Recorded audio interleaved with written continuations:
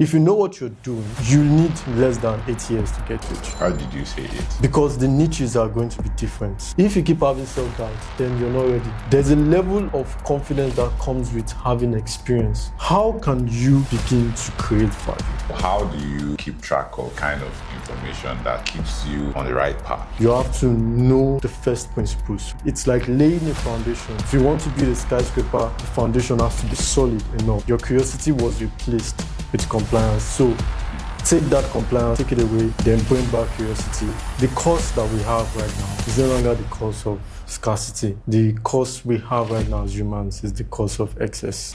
We are now being overloaded. Hello, transformed people. Today's episode is all about finding opportunities in chaos. A lot of things are going on in the world today, and if you don't know how to recognize opportunities, even if the opportunity is right in front of you, you won't be able to take advantage of the opportunity. So this episode is geared towards opening your mind and your eyes to see the opportunities even in this time. Today we are joined by Mr. Jago Emmanuel. Mr. Jago Emmanuel is a seasoned expert with years of experience in business and marketing, and he is also the pioneer behind the Wealthy Genius Tribe, helping people to build sustainable wealth. So if you're watching, please hit the subscribe button and hit the like button. It helps us to get more people to see this type of videos and also to be able to bring in more experts to talk about different topics that will help us to open our minds and increase our potential for success. And one last thing to note, the episode is pretty long, so you could use the 1.5 times speed to watch the episode, or you can just skip to the part that most interests you. But I guarantee you that you're not going to want to miss this episode. Hello guys, welcome to another episode. This is the Transform State podcast, and yes, this is your favorite show, number one business, lifestyle, and spiritual podcast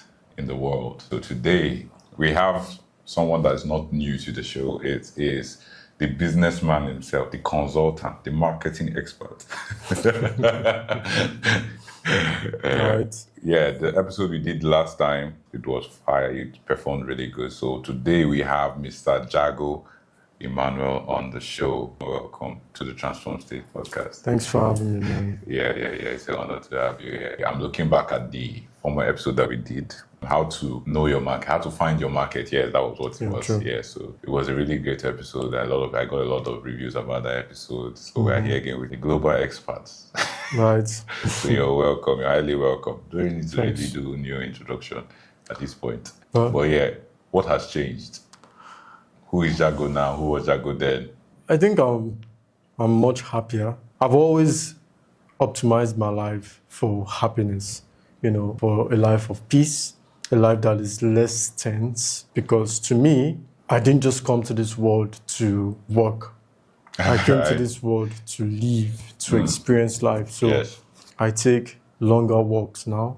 I take my time to have a feel of whatever it is I'm eating, right? I take my time to experience the weather. I'm studying more about the universe right now and then trying to know, okay, what's really going on around us, right? I'm just really doing my possible best to see the world around me and then to ask more questions, to find more answers. Why would you be looking for more answers? Why would you be asking more questions? Humans by nature are curious beings. In fact, when we were growing up, we were primarily curious. Yeah. When we're children, you would often ask, what is this? How is that? Yeah. Where is this? How did this come to be and all of that? But as time went by, we began to replace curiosity with compliance. So we went to school and then it was like, do as I do, say as I say. And if you fail to do as how you were told to do, there was a consequence for it. You're punished. And now people began to grow up not minding the fact that, I'm actually a curious being, but they are growing up not wanting to make mistakes, not wanting to deviate from what's constant, what they've been confined to. And so most of the times when people want to now begin to break out and then to go back to that creative state, one of the major things I often tell them is that you don't really have to develop anything. What you had has always been there. What you're trying to seek for has always been there. You just need to go back and bring it back. Your curiosity was replaced with compliance. So take that compliance, take it away, then bring back curiosity. And then before you know it, that innate nature of being that finds expression from seeing things begins to come out. And then one of the major beauty of this is that your convictions become much stronger. Before, a couple of things that you believed them by birth. Yeah. You believed them because someone told you. Environment. But as time went by and you begin to ask more questions, then the answers you arrive at, you are not arriving at those answers because someone's gave them to you. Yes. You're arriving at those answers because you searched them out.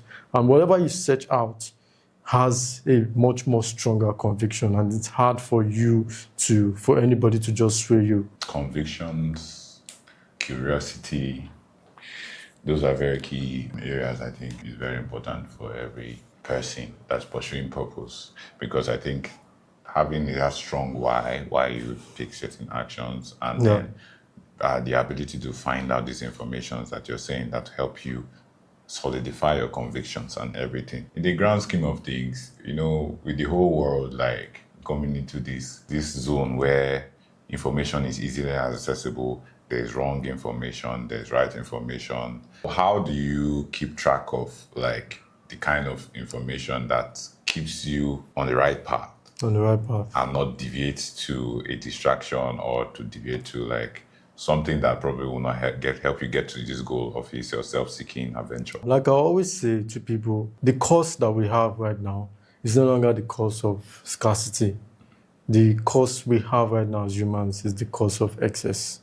There's now excess food, there's excess information, there's excess time. Before, if you wanted to do an interstate travel, you probably would have to spend weeks on the road. Now you could spend a day if you're on the road, and you could spend less than 2 hours if you're airborne. And because we can now shorten distance, we can now get things faster, and we are able to assess a couple of things on a much more higher dimension. We are now being overloaded, right? Yeah. So the discipline now is not the discipline of trying to get more.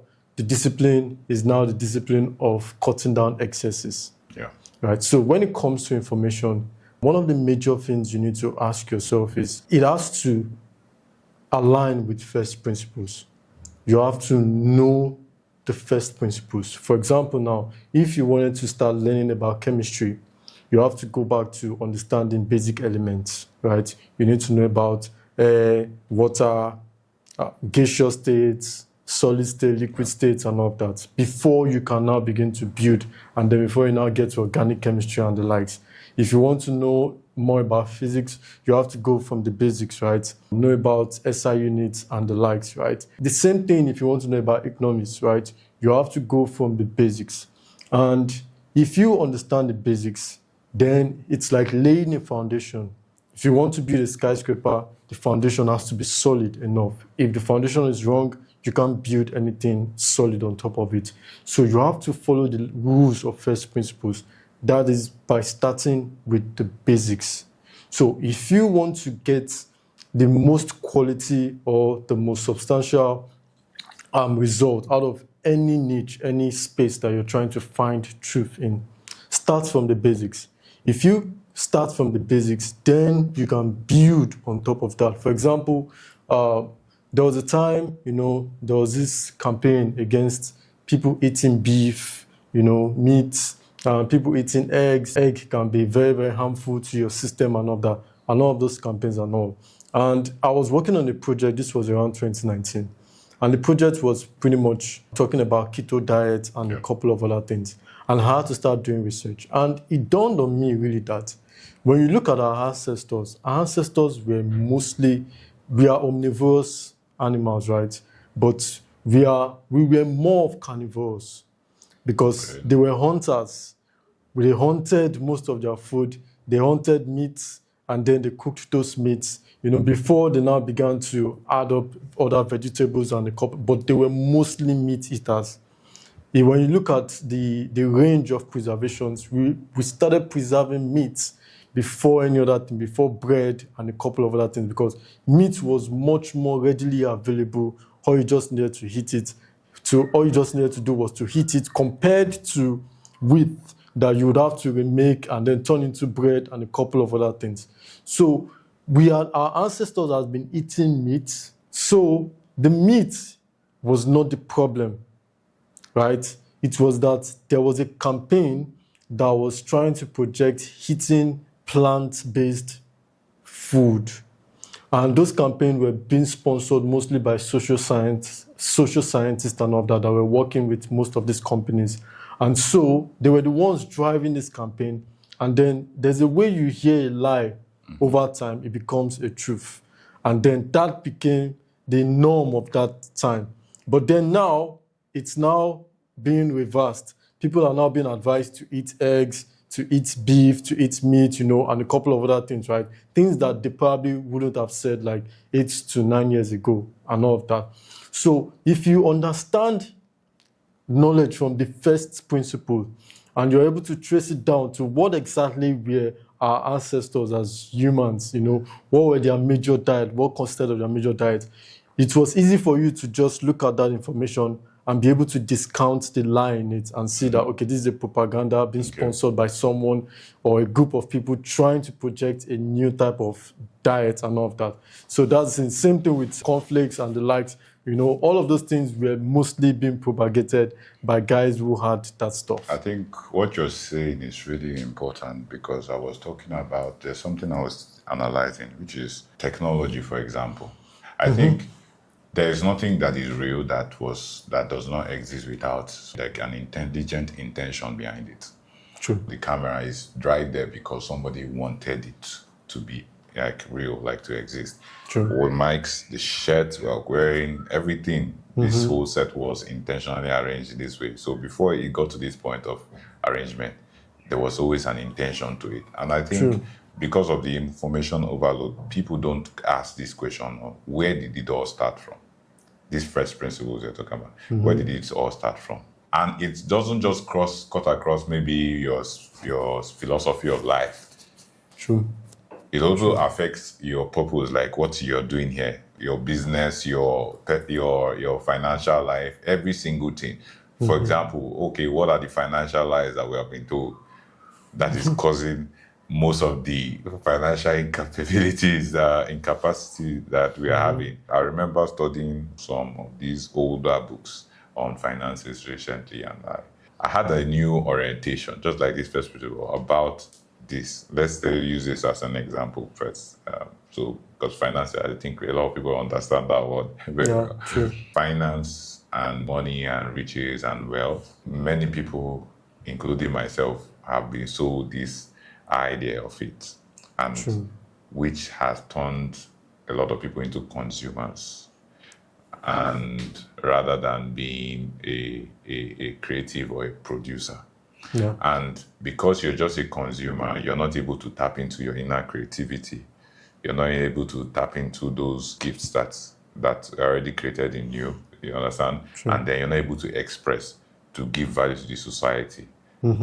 Because you're not able to express due to this lie that we've been told. A lot of people are in this place where they don't think that they are worth anything. They don't feel like they are valued at what the goals that they're trying to achieve. Because I know this year started and we're all like, set high goals. set high goals. I've always been of the opinion that, of course, there was a time I shared my thoughts on locking in, right? I think I shared it on Facebook. I shared it on Instagram too, right? And this whole idea of, locking, and then most of the time people misconstrue, the statement, and then what they think is, you have to work long hours. There are a couple of other things. They are not outrightly wrong, but they are not true. It's not true, white and black. It's not white and black, right? So it's like someone telling you that if you really want to build anything of substance, right, you cannot sleep 8 hours a day, right? You shouldn't be sleeping 8 hours a day. And I mean, I've heard a couple of founders say these things. However, my question has often been, if you have 24 hours in a day, why can't you get work done in the first 16 hours of the day? If you cannot get solid work done in 16 hours, the first 16 hours of your day, if that's what you want to do, then I don't think having 24 hours is going to help you get work done. The problem is not that you need more time. The problem is that you're coupling tasks that you're supposed to do with the ones that are not yours to do. As it stands now, there are certain things I don't do anymore. For instance, I don't cook soup. I've only cooked soup once in my life. My own philosophy is this: whoever knows it best should do it. Yeah. If you are the person who cooks the best, cook. For me, I know how to make money. So I'm going to make money so that I can afford to buy from you. There are certain things I don't do. You shouldn't be doing laundry at some point anymore, right? It's not your job. You have to understand that your most critical currency at the level is your time. And you're either exchanging that time for $1 task or $1,000 task. It's left to you. It's left to whatever you feel is a priority between both of them. You're either doing the $1 task of washing or doing the laundry and all of that, or you're doing the $1,000 task of focusing on what you're really good at and offering it within that same time period, that same time frame. Yeah. So that's that about one part of what has been sold to us. Another thing that you made mention of was the fact that you've been reading a couple of books about finance in the last few months and all that. I often tell people when they ask me about, I want to start learning about investing or whatever it is, what should I do? I often tell them, go and read some of the oldest books about the topic. Because at the time, when the authors were writing those books, they were not worried about Amazon rating. They were not worried about being bestsellers. They were not worried about being known or being published. They were basically just seeking truth and they were documenting it. There was no status signal. There was no projection of, I am now an author. These were guys who were just writing their thoughts. And the less people are more concerned about external validation, the more they are in tune to sticking to their truth, irrespective of what anybody says. And as time goes by, you would see that most of the books that we have today that are built upon the foundations of those older books. If you read The Wealth of All Nations by Adam Smith, there is no book on economics today whose foundation is not based on that first principle of The Wealth of All Nations. If you read Charles Darwin, The Origin of Species, there is no book today on biology and a couple of other things that is not tied to that foundation of that book by Charles Darwin and a couple of other books like that. So the whole idea is that read the oldest books about the topic that you can find. You will find more of truth in that compared to newer books. Let's talk about value creation in this new market, to be sure that we are really operating in our truth and our purpose and not living someone else's life, right? Right. Somebody else's ideology. So let's talk about how in this new market, how we can stand out in this new market, because obviously we have new technologies, new dynamics. So people are trying to make money, people are trying to keep money, some people are just surviving at this point because I saw a tweet yesterday. They said they sent their children to school with 500 and that 500 I cannot buy egg roll. I see. So it's like a lot of things are happening, right? How can we navigate this new market and become valuable in this kind of difficult environment? Because first principle, I think, will be very, very important for these conversations in this new era. When it comes to creating value, right? An average person today is living a much more better life than a king that existed about 200 years ago. We live longer. You can take care of typhoid. You can basically tackle tuberculosis today. You can manage sickle cell anemia. You can manage HIV/AIDS, and a couple of other things, right? there's now blood transfusion. You can transplant a failing organ. We live a much more quality life today. What we can afford and the quality of what we can afford is much more better than what a king can afford about 200 years ago, right? Now, having said that, it's a testament that anybody, literally anyone, can actually decide that they want to make the most out of their lives and get rich in this time, and they can achieve it. You see, if you know what you're doing, you need less than 8 years to get rich. How did you say it? Because the niches are going to be different. Sometimes what you would require is to go and stay under someone for like 5 years. So it's because we all are not going to be on the internet, having digital products and whatever it is. Some people are going to have spare parts. Some people are going to run plumbing companies. Some are going to be in the lighting business and a couple of other things. So if we put everybody there and we take a range, it's going to be an average of 8 years. But some are going to get there faster, maybe 2 years, 3 years or something, or maybe less than 1 year if they're already on a path, right? But it takes less than 8 years for an average person to decide that they want to make the most out of their lives and then change it and then get rich. And by getting rich, I'm not talking about making money. I'm talking about rich enough that you can choose to do what you want to do when you want to do it, with the people you want to do it with. So how can you now begin to create value? The first thing is you pretty much have to look around you first, right? And you have to look for something that you are interested in. I don't care whatever, no matter how mundane it is. People sell pet snakes today online. People have YouTube pages where all they do is to just vlog about a day in their lives, and people tune in, they comment, and they make money. So the funny thing is that there are multiplicity of dreams that can turn into money-making machines today. And all you need to do is to look for something that you are primarily interested in, like a primary thing, and then decide that, if I am going to focus on this thing, there's a very high chance that initially I am going to be broke. Accept it. Yeah. It's your season of sowing. You don't expect to reap in your season of sowing. Accept that for the first 1 year, for your first year of focusing on this thing and building on this stuff, you are most likely going to be broke. I heard that someone very popular in the business industry said the first year of business is not for making money. Actually. So once you can accept that, then go and stick to that thing. It might be selling phones, right? It might be whatever it is. Go there, put your head down, learn as much as you can on that particular thing.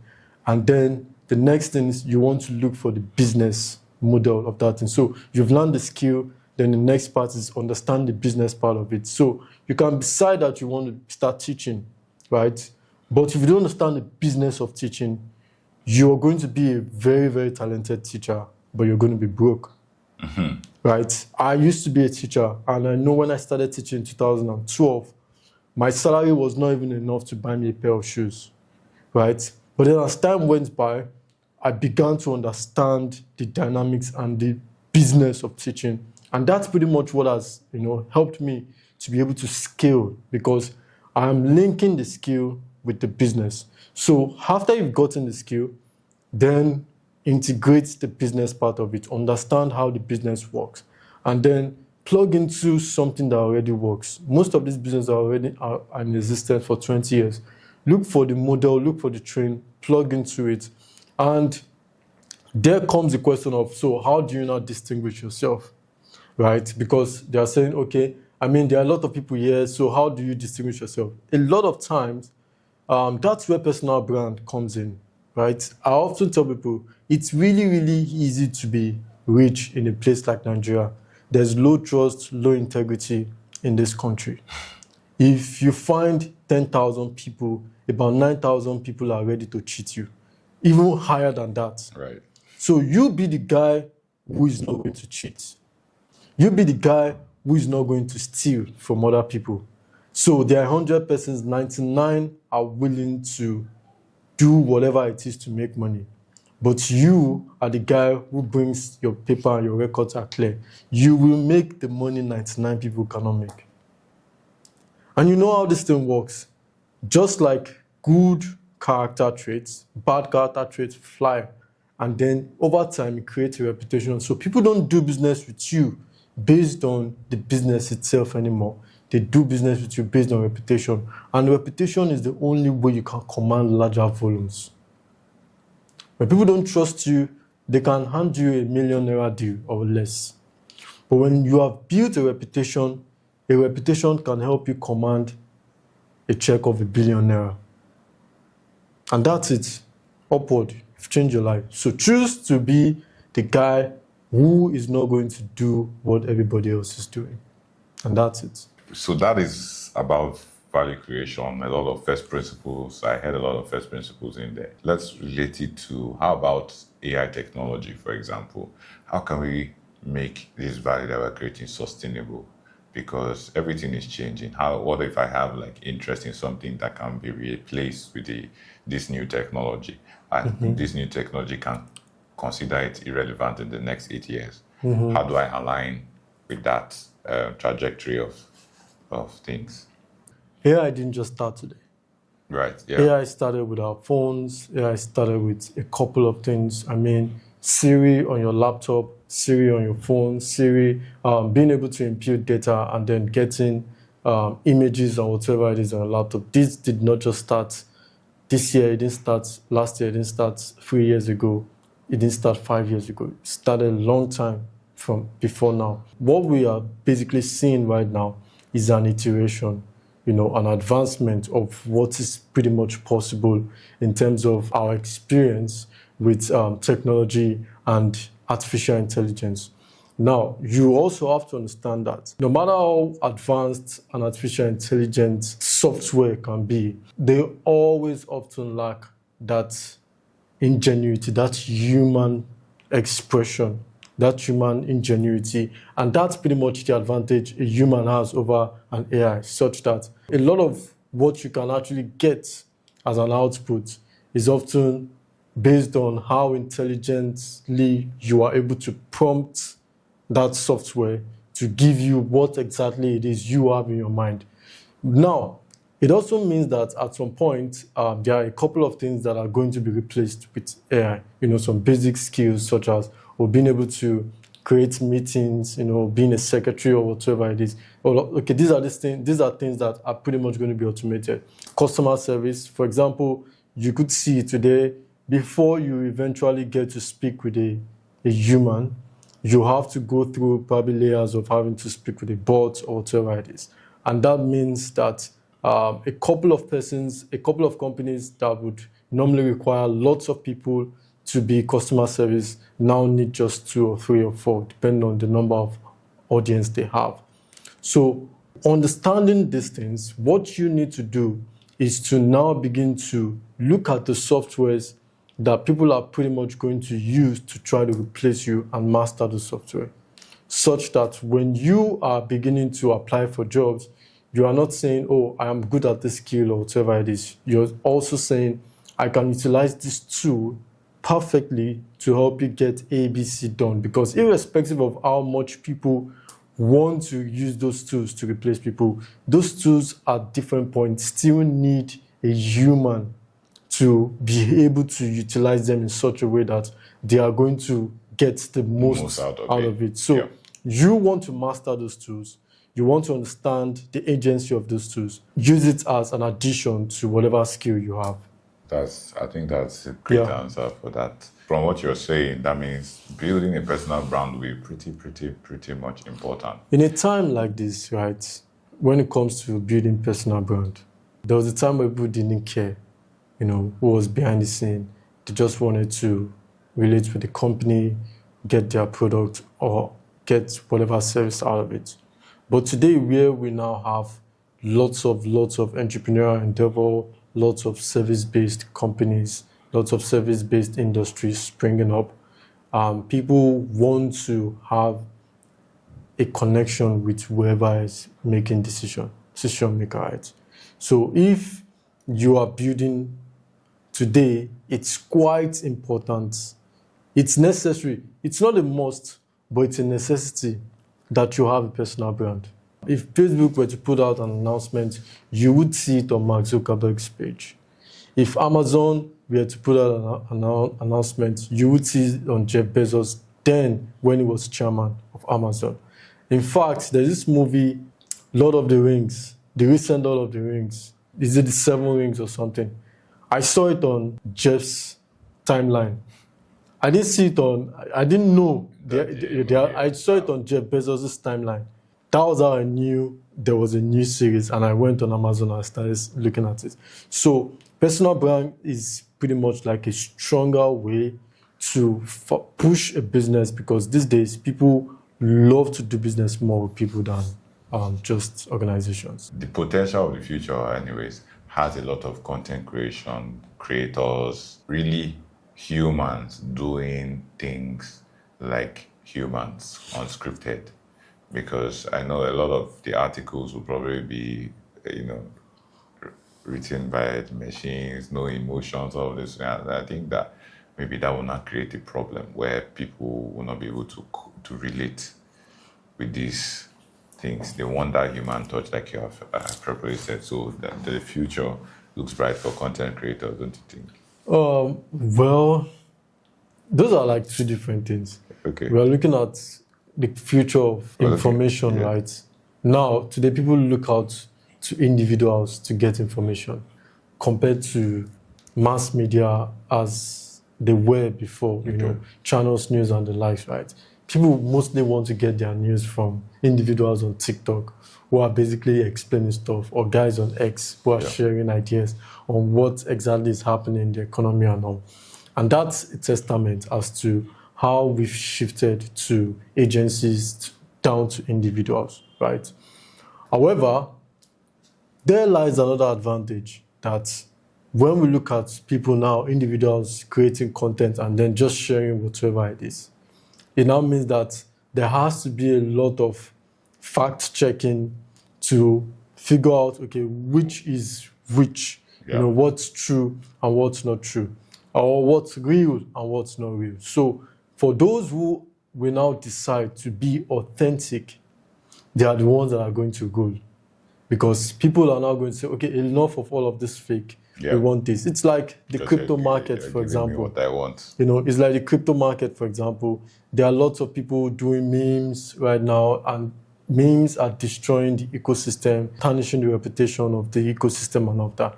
It will get to a point people are going to say, okay, now we are tired of all of this nonsense. Let's go back to real building.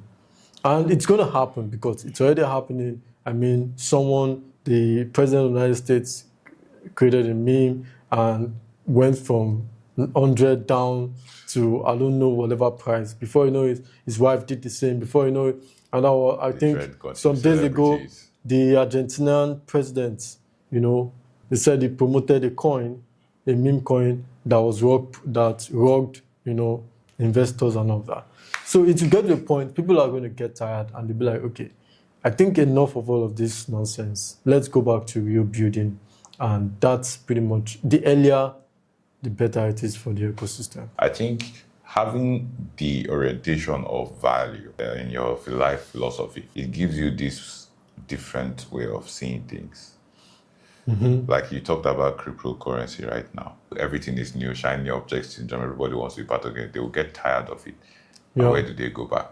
Back to the basics. So that then, because we're looking at it through that lens of value, true, we now see that probably there are certain projects that are now going to be at the forefront, or they are currently at the forefront already. Who knows? Yeah, though the thing is, one way to look at projects that are going to last, it's called the Lindy effect.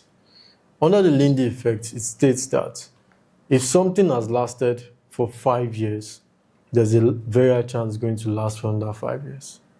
If something has lasted 1,000 years, there's a very high chance it's going to last another 1,000 years. If Bitcoin has lasted this long, there's a very high chance Bitcoin will still be. Still, yeah. So all of the major cryptocurrencies that have stayed in the market all through the bulls and the bears and everything, and have still remained, have not rug pulled, have not crashed or whatever it is, there's a very high chance they are still going to remain. Let's take it back to the personal level. I just had this great insight. You know, their businesses are a lot like people. Like a business is a lot like a person. So Yeah. whether we're talking about a business, whether we're talking about a person, like your personal brand, you as a person, they operate the same way. Yeah. Do you get? They operate in the same manner. Look, like we're talking about value creation now. If you as a person are not valuable, what happens? Your life experience is going to be unprofitable to you. True. As a business, if you don't have any product of value, what happens? That's not going to be profitable. Yeah. So in a lot of ways, whether we're talking about business, whether we're talking about personal, agent, what do you call the agency, Yeah. or the individual themselves, the principles cut across it, because we are talking like some first principles kind of thing. Humans are the ones that build organizations. So if we are the ones who build organizations, So then organizations it's are an like- extension of us. It's It's an extension. If you look at everything that humans have built, it's an extension of humans. Every single thing we built. It's when you look at those things, you can see. When you look at it long enough, you can see the extension of a human there. Yeah. The logo on this wall, this chair, whatever it is, someone designed this thing in such a way that they felt either themselves or someone else would look at it and say, I love this, I would like to sit on it. So everything we have built as human is an extension. And then you can also take it back and say everything God has built, created, is an extension of himself. That when you look at the creations of God, you can see God. So you can always take it back to the foundations and like, okay, cool. I think this is how this thing works. So if a creation is not working, then you want to look at the creator and say, okay, what exactly is wrong with this person? If the person can be fixed, then the creation becomes can be- better. Where did that come from? Like, oh wait, that's I've never thought of that before. Yeah, right. I've never thought of that before, and now I'm like, okay, let's look at, for example, because there's a scripture that says every visible thing came from the invisible, right? And God made it so that way. So there's a lot of times that the creation might not be functioning the way the creator might have intended. And then the problem might not be with the creation, it might be with the creator. But then when you go through first principles, you might be able to detect that sometimes a lot of people, I think a lot of people are in that phase where they think that the problem is always coming from the creation. So they try to solve symptoms, you know. Yeah, true. They are trying to resolve a lot of symptoms and not solving the roots. Exactly. Problem, which is one of the things that you said the last time you were True. here. True. Your business is not growing because you are not growing. Okay. Exactly. I mean, you tend to do things better when you know more. For example, there are a couple of philosophies that are just downright deteriorating, especially for people who are in Nigeria and have never had to experience life outside of this country. You know, have to experience life outside of, you know, meet with people, do cross-border business and all that. You would realize that when you begin to do these things and you begin to play in international waters and all of that, you'd realize that there are a couple of things that you think is actually normal that is actually not normal. It's not at all. Right?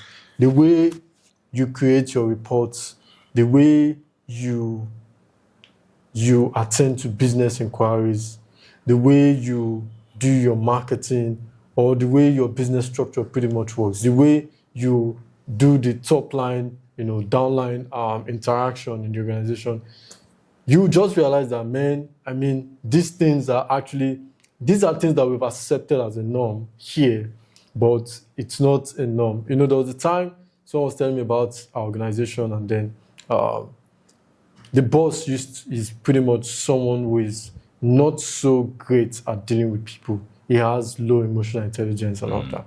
And then it was like one day, one of the white guys who were working with them resigned, and it was like, to hell with you, pasted it on the Slack channel, like the public Slack channel and all that.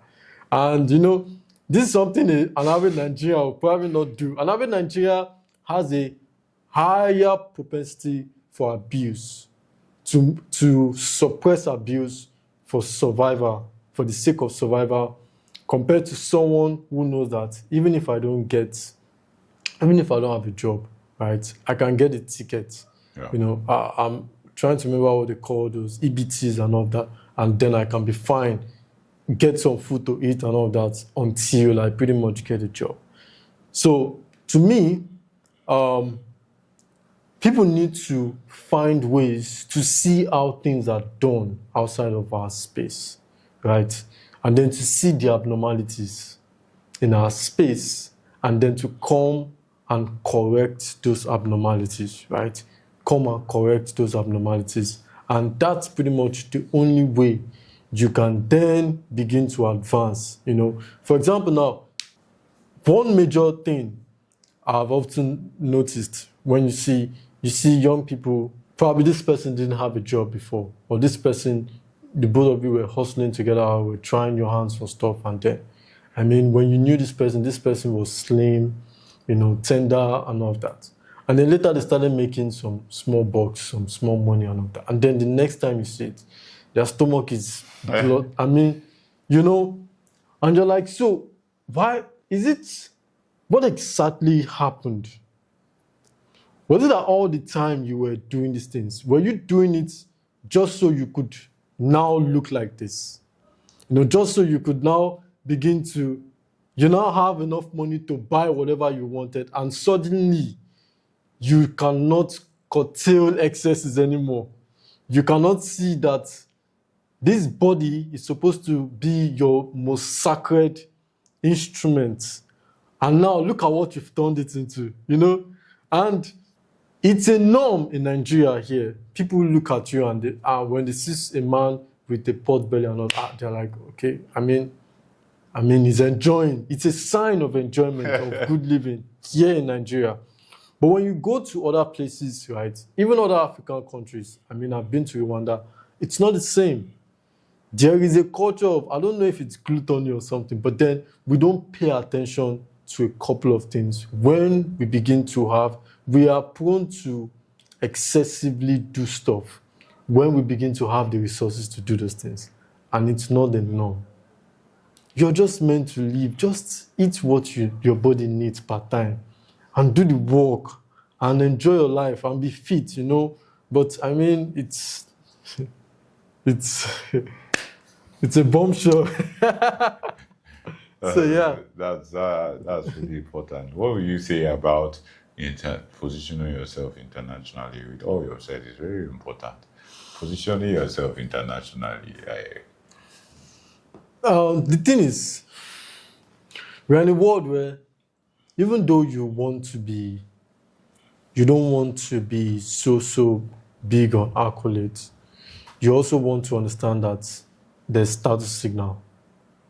So what do you mean by status signal? Someone who goes and gets a PhD, even though they don't want to lecture, that's status signal, right? And you would see that, they want to acknowledge someone in public place, and then because the person has a doctorate degree and they didn't call the person Dr. Susan, so they get angry because their importance, and I understand why anyone should get angry because they did not address them as a doctor, because it takes a lot of hard work to get a doctorate degree, man. Right. A lot of hard work. So, Like 4 to 6 years or something. Do you get it? So the whole idea is that we are predominantly a people who love status signal. We love to signal, and we love when other people signal to us that they are doing well, and a couple of other things. That's one reason people basically want to also get international recognition, and they want to put it on their CV and all that. But that's like surface level. on a much more deeper level, right? A time will come where this economy cannot pay for what you can give. And it's not the economy's fault. Don't spend your time complaining about why the economy is so terrible and why it cannot give you what you want. Just move. When you say move, what do you mean? Is You it know, like physically look for another. No. or mentally? If it's something that you can do remotely, then switch markets. Switch markets, right? I used to write, and I was writing for a Nigerian then, and I would write a full book and I'll get paid 30,000, 40,000 based on the number of words I write. A full 30,000 words book, right? As at then, it paid some bills, school fees, and a couple of other things. And then one day I asked, I was like, how did this person get this job? And then they told me, oh, we get it from Instagram. Okay, with the person who is giving you from Instagram, how did they get the job? Someone else gave them the job. So before the job gets to me, the person who gave them the job, first person they gave the job, are taking his own cut, sublets it to someone else who has given it to the final person who now finds me the end person. So I'm like, there are like 3 different guys in between before it gets to me. So I'm like, I want to go directly to this place, man. So I went on freelance platforms and I started applying for my jobs myself. Right, for the first 2 months, I didn't get any job. But when I finally got a writing job, then I realized that the job of 30K that I was being paid for was actually supposed to be a job of 250,000. Do you get it? Yeah. So the other idea is that even most of the jobs that Nigerians are doing, most of these freelance jobs that you can do online and all of that, you are not the first direct person, right? You're in between other people, which is okay for you to gather experience and all of that. So you have to switch markets, get out of the Nigerian market where they cannot afford what you have to offer. If you think and you're convinced that you have more to give, and move into an international market where it can give you more. And to an extent, even the international market, to them, is cheap labor. That's even why they are giving you the money. But at least it's something. Yeah, it's something, right? For starters, I relate it to, remember that where we talked about it is not your price. Work out. Right. Now, right. we need to balance it, and you balance it here. Because you have people that, let's say you are not valued, you're really undervalued, and you're in this process of trying to get what you're worth, like get paid for what you're worth. The first one is, when is it the right time? Like, when is the right time to change or switch markets, to move? The second one would be, when is it going to be too early to switch? Because you talked about gathering experience before you can actually move, right? And the third one would be, compared to other markets, some skills are more valued in other markets than others, right? How do I realistically measure my value in order not to overvalue myself in my current market? Okay. All right. So, beautiful questions. And I think I'll go back to, the story I shared at first. It was a story about Dave Chappelle having a conversation with his father. And he told his father he wanted to be a popular comedian and all of that. And his father was like, no, you can't be a comedian. You can't be that popular. They are going to hurt you or something like that and all of that. And he was like, well, whatever happens, let it happen. This is what I want. This is my dream. I don't care what anybody's going to try to do to me. This is what I want to be. So when his father saw his resolve, then his father sat him down and was like, son, I'm supporting you in becoming whatever it is you want to be. However, before you go out there, name your price. And if you walk into any room and they offer you anything different from that price, walk out of that place. And many years later, he walked out of $50 million, a $50 million deal and all. Now, and that brings me to the question of, okay, when do you know? Let me start from the last question. How do you pretty much value yourself and understand, okay, this is how much I've worked, and then this is how I'm going to pretty much say, okay, I'm at this level and I'm not going to take less. The thing is, you will know, right? You will know. And at some point, it looks like what the gap between learning and knowing is not so wide anymore. All right. So there's a way a gardener knows how to do all of whatever it is he's doing, his gardening and all of that, such that when he's learning new stuff, it's only once in maybe 5 months he's learning something new. It's different from someone who is just starting being a gardener, who just started being a gardener. He's learning every single day. It's like a religious person who probably just converted into a particular religion. They go to church constantly every single time. Why? Because there's always something new to learn in church. It gets to a point they don't fancy going to church as much as they fancy sitting down and trying to get stuff for themselves, because they now understand the foundations by being consistent in being in the church service, being in a fellowship and all of that. And now the gap is now a bit closed. And now they are pretty much just taking a bit of a new stuff and then applying it to what they already know to, to sell and all of that.